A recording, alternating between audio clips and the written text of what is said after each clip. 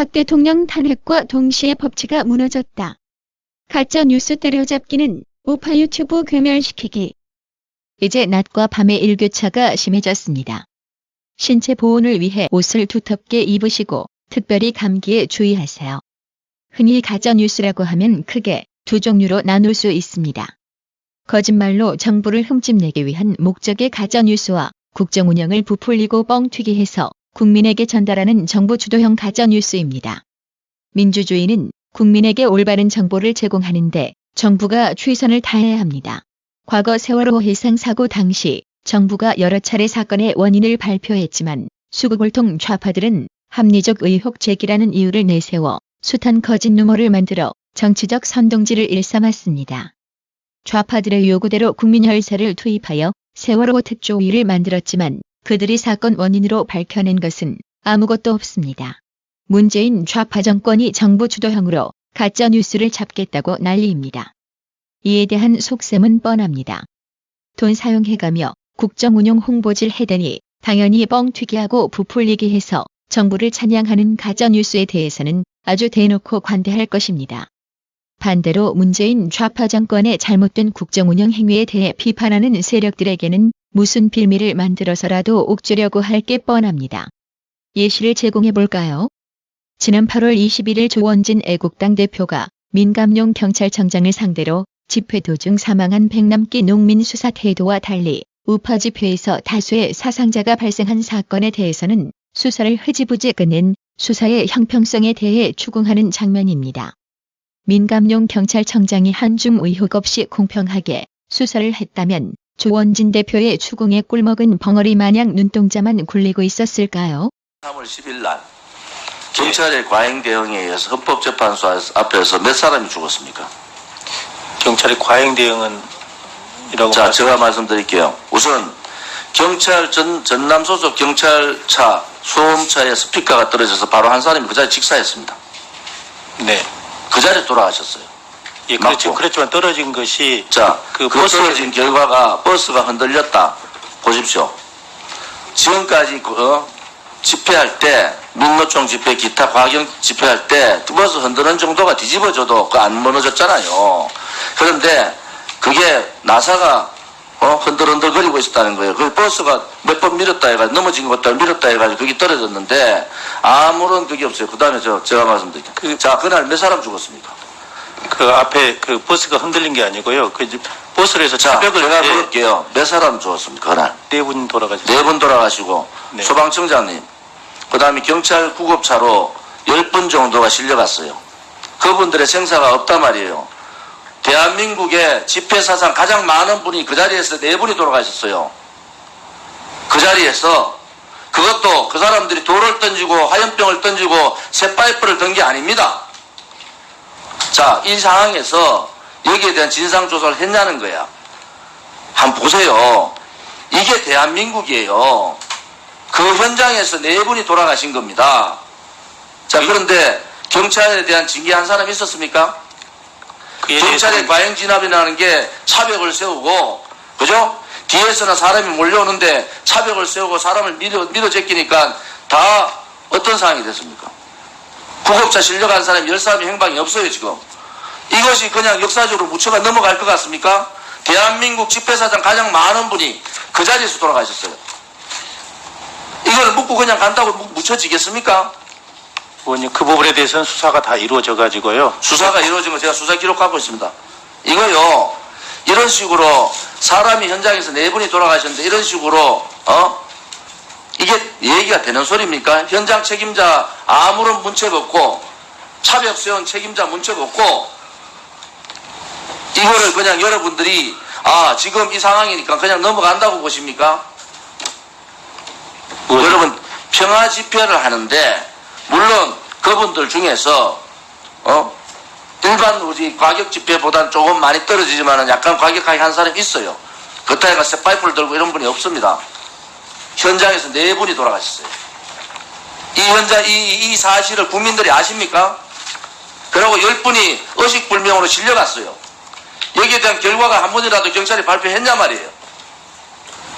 이게 대한민국입니까? 그래서 경찰이 조사를 해서 이런 식으로 우리는 잘못 없다 이렇게 하지 마시고 명랑기 시 여기에 진상조사에 뭐라 했습니까? 이렇게 나오잖아요. 과잉금지 원칙 위배, 경비계획, 경력 동원, 그 다음에 차벽 설치, 이거 다 거기에 다 해당되잖아요. 그런데 어떻게 이 두 개의 사건이 여기는 네 사람이 그 자리에서 돌아가셨어요. 아무런 저항도 안 했는데. 자, 이것이 대한민국이라고 볼 수 있는 겁니까? 우파 집회 도중 다수의 사상자가 발생한 사건은 발표조차 하지 않은 민감용이 이낙연 총리 가짜뉴스 단속 발언이 끝나기가 무섭게 10월 8일 기자간담회를 열고 지난달 12일부터 가짜뉴스 특별 단속을 시작해 지금까지 37건을 단속했다고 밝혔는데요. 바로 이런 꼬라지가 사법의 형평성의 심의 의혹을 제기할 수밖에 없는 사태인 겁니다. 이래서 가짜뉴스의 판단을 공권력에 맡기는 것이야말로 고양이에게 생선을 맡기는 격이라고 주장하는 겁니다. 대한민국 사법부는 박 대통령 탄핵과 동시에 공정성과 형평성 모두 상실한 북괴 인민재판과 하등 다를 바 없습니다. 바른미래당 지상욱 의원이 10일 산업은행으로부터 제출받은 자료에 따르면 정부가 일자리 창출을 위해 마련한 4차 산업혁명 파트너 자금을 지원받은 기업 중 3곳 중 한 곳은 오히려 일자리가 감소한 것으로 나타났다고 주장했습니다. 금융위원회는 지난 8월 국회 정무위원회에 4차 산업혁명 파트너 자금 운용 현황 보고서를 제출하며 지원 기업의 종업원 수는 2017년 6월 말 대비 5,349명이 증가하여 5.9% 증가했다고만 보고했다. 하지만 34.2%의 기업은 일자리가 줄었다는 내용은 포함하지 않았다. 이에 대해 국회 정무위 관계자는 자금을 지원받은 기업 3곳 중 한 곳이 일자리가 줄었기 때문에 이에 대한 책임 추궁을 우려한 금융위원회가 평균을 악용해 큰 성과를 거둔 것처럼 자료를 만든 것 같다고 지적했습니다. 국회 정무위 관계자 주장대로라면 정부 기관이 국민을 상대로 가짜뉴스를 배포한 거죠. 이건 어떻게 처벌해야만 할까요?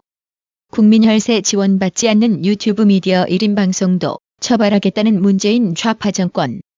국민혈세 처먹는 정부 산하기관에서 국민을 상대로 개사기질 치면 최소 무기징역에 처해야 형평성이 맞는 거 아닌가요? 카이스트 이병태 교수는 문재인이 일자리 지표는 안 좋지만 좋은 일자리는 늘어난다는 발언에 대해 이것이야말로 가짜뉴스다라며 총리는 뭐하냐, 가짜뉴스 단속 안 하고라고 조소했습니다. 온라인 누리꾼들도 문재인에게 묻겠다며 문재인이 주장하는 좋은 일자리는 무엇이냐고 반문했습니다. 월간 조선 배진영 기자는 자신의 취임사와 완전 따로 국밥의 문재인식 정치라는 제목으로 불가능한 일을 하겠다고 큰 소리 치지 않겠습니다. 잘못한 일은 잘못했다고 말씀드리겠습니다. 거짓으로 불리한 여론을 덮지 않겠습니다. 2017년 5월 10일 문재인의 대통령 취임사 내용을 게재했습니다. 배진영 기자는 불가능한 일을 하겠다고 큰 소리 치지 않겠습니다라고 하면서 그런데 왜 김정은이와 만나 비핵화하겠다고 큰 소리 치셨어요? 잘못한 일은 잘못했다고 말씀드리겠습니다라고 해놓고 그런데 왜 소득주도 성장은 그렇게 고집하세요? 거짓으로 불리한 여론을 덮지 않겠습니다라고 하면서 그런데 왜 통계청장은 자르셨어요? 라고 문재인의 말과 행동이 다른 국정운영을 저격했습니다. 또한 북한 평양을 방문해서 뜬금없이 국가보안법 문제를 꺼내 국내에서 논란을 키우더니 귀환해서는 문재인 좌파 정권의 경제폭망을 두둔하려고 경제가 잘 돌아간다는 얘기는 제가 지금까지 공직 생활하며 들어본 적이 거의 없다.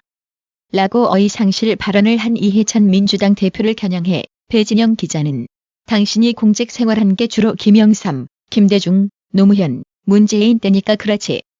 당신이 공직 생활하기 전인 박정희, 전두환, 노태우 때는 경제 잘 돌아갔다라고 돌직구를 날렸습니다.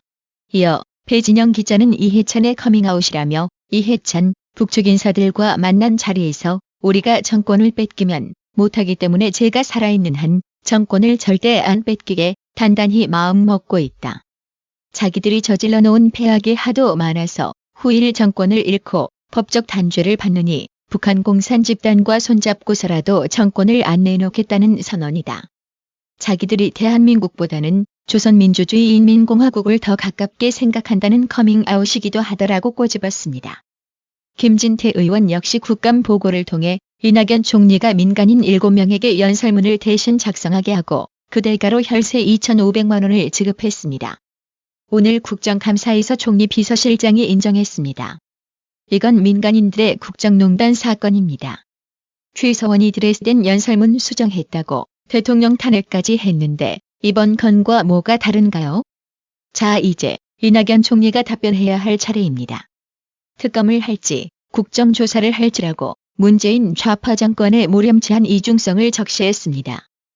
10월 10일 일본 산케이 신문은 스가 요시히데 관방장관은 기자회견에서 중국 공산당의 숭타오 중앙대외 연락부장이 홋카이도 도야코 정에서 열린 자민 공명 양당과 중국 공산당의 정기적 대화 중일 여당 교류협의회에서 강연 미디어 규제를 제의하는 발언을 한 것에 대해 언론의 자유는 국제사회에서 보편적 가치이며 어느 나라에 있어도 보장되어야 한다며 부정적인 생각을 나타냈다고 보도했습니다.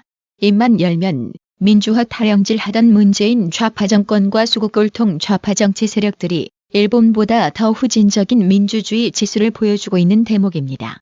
대한민국 대통령은 남측 대통령입니까? 대한민국 대통령입니까? 대한민국 국민이 대통령. 근데 평양 가가지고 대한민국 국민들 보고 남측 국민이라고 했으니까 저는 남측 대통령으로 질문을 좀 하겠습니다. 거기에 동의하십니까? 왜냐면 뭐 대한민국 아니 미국 가가지고는 대한민국 대통령이라고 적고 평양 가가지고는 남측 국민이라고 적으면은 도대체 대한민국 국민들은 누구를 대통령이라고 합니까? 정무 공무원이니까 정무직 공무원이니까 제가 행안부 장관한테 여쭤보는 거예요. 아마 의원님께서 말씀하시는 게 아마 평양 대운동장에서 했던 그 연설 때문에 말씀하십니까? 그러니까 남측 국민이 맞습니까? 대한민국 국민이 맞습니까? 제가 답답해서 묻는 거예요. 저도 헷갈리니까. 그 자리가 가지고 있는 어떤 상징성 또 그 자리에서 비핵화라든가 이런 문제를 아니 장관님 이게요 미국 가가지고 백악관에는 대한민국 대통령이라 적고 평양 가가지고는 남측 국민이라고 적으면 남측 대통령이면 대한민국에 있는 국민들은 도대체 누가 대통령입니까? 정말 답답하잖아요. 우리가 듣는 국민들은. 김근기님, 최계랑님, 이봉호님, 구독료 후원 너무 감사드립니다. 나라의 TV는 보다 더 양질의 컨텐츠를 생산하기 위해 자발적 구독료를 후원 형식으로 받고 있으니 많은 성원 부탁드립니다. 시청해주셔서 감사합니다. 구독은 꼭 눌러주세요.